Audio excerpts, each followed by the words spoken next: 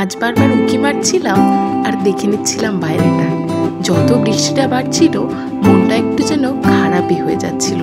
বারবার উঁকি দিচ্ছিলাম আর বাইরে দেখতে আসছিলাম। যদিও বৃষ্টিতে একটু আরামই লাগছিল, কারণ এত গরম পড়েছিল, বৃষ্টিটা বেশ আরাম দিচ্ছিল। কিন্তু আমাদের আজকে একটু বেরোনোর প্ল্যান ছিল। আমি, মা আর ভাই। ঠিক বৃষ্টিটা যেই থেমেছে বেরিয়ে পড়েছি আমরা তিনজনে। যাচ্ছি কোথায়? As usual Gariahat. কয়েকটা কাজ নিয়ে বেরিয়েছিলাম আর মাথায় বৃষ্টিও নিয়ে বেরিয়েছিলাম। আজ আমি একটু অন্যরকমভাবে সেজেছিলাম। দেখুন তো কেমন লাগছে আমায়, অবশ্যই কিন্তু কমেন্ট করে জানাবেন। গাড়িতে উঠে পড়েছি, চলে যাচ্ছি গড়িয়াহাটের দিকে। অনেকগুলো কাজ ছিল, কিন্তু একটা কি করেছি জানেন? আমরা বৃষ্টি মাথায় নিয়ে বেরোলেও আমরা কিন্তু আর ছাতাটা কেউ আর নিয়ে বেরোইনি। তিনজনের একজনেরও মনে নেই যে ছাতাটা ব্যাগে রাখতে হবে। বৃষ্টি কিন্তু পড়েই যাচ্ছিল টুপটাপ করে। এই দেখুন চলে এসেছি অলমোস্ট কাছাকাছি। আকাশের অবস্থা খুব একটা ভালো নয়, রাস্তাঘাটও খুবই ভেজা ভেজা, কারণ সারাদিন প্রায় বৃষ্টি হচ্ছিল।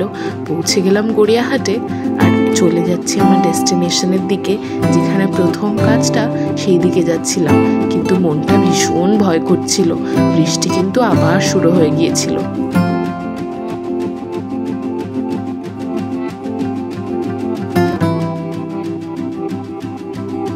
আজ বোধ হয় আমাদের বেরোনোটা একদম উচিত হয়নি।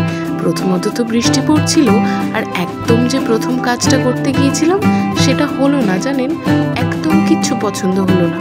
তাই সেই দোকান থেকে বেরিয়ে অন্য আরেকটা দোকানের দিকে চলে যাচ্ছিলাম অন্য আরেকটা কাজ করব বলে। গড়িয়াহাট আসতে তো আমাদের বেশ ভালোই লাগে, অন্য কোথাও তো আর ঘুরতে যাওয়া হয় না। ঘুরতে যাওয়া মানে কয়েকটা কাজ নিয়ে গড়িয়াহাট আসা। আর এই যে স্ট্রিটে জিনিসগুলো চারিপাশে দেখতে দেখতে যাই, মনটা যেন এতেই ভালো হয়ে যায়। আর চোখটা তো চারিদিকে যেন ঘুরতে থাকে, মনে হয় কি নতুন কালেকশন এসেছে খেয়াল করে দেখে রাখি, পরে না হয় এলে নিয়ে যাব।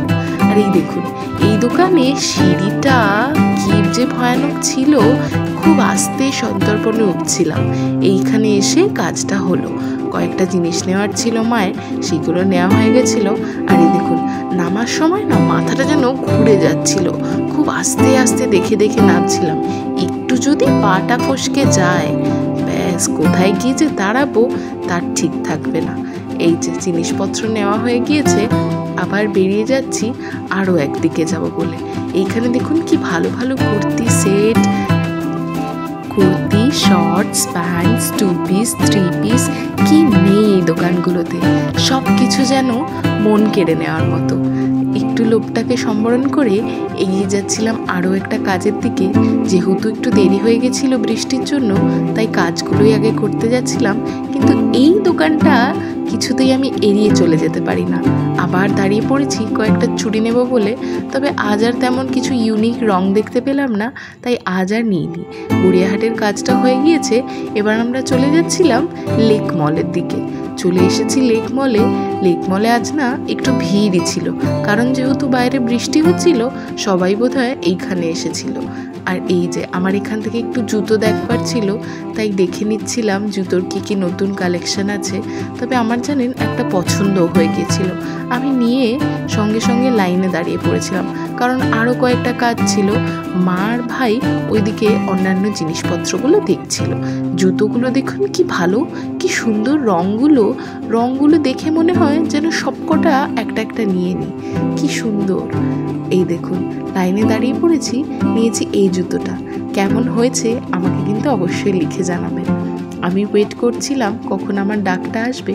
এই যে চলে এসেছে আমার ডাক, চলে এসেছি বিল করতে। তাড়াতাড়ি বিলটা করে ভাবছি একটু কিছু খেতে যাব। লেক মলে আসবো আর কিছু খাবো না, তা কি করে হয় বলুন। চলে এসেছি সোজা মাকে আর ভাইকে নিয়ে ফুড কোর্টে। আমি খাবো ধোসা, আমি তো আর বেশি কিছু খেতে পারবো না, তাই আমি নিয়েছিলাম ধোসা, আমার খাওয়া হয়ে গিয়েছে। মা আর ভাই নিয়েছিল বেবিকর্ন, আর এই যে ভাই নিয়েছিল একটা সিজলার। কি ভালো খেতে জানেন এটা, আমি একটু টেস্ট করেছিলাম। তারপর বেরিয়ে চলে যাচ্ছিলাম, কিন্তু মায়ের একটা আবদার আছে। লেক মল এলেই মাকে ওই সফটি কর্নার থেকে সফটি খেতেই হবে। আমি আজ আর ওই রেগুলার সফটি না নিয়ে এই আইসক্রিমটা নিয়েছিলাম।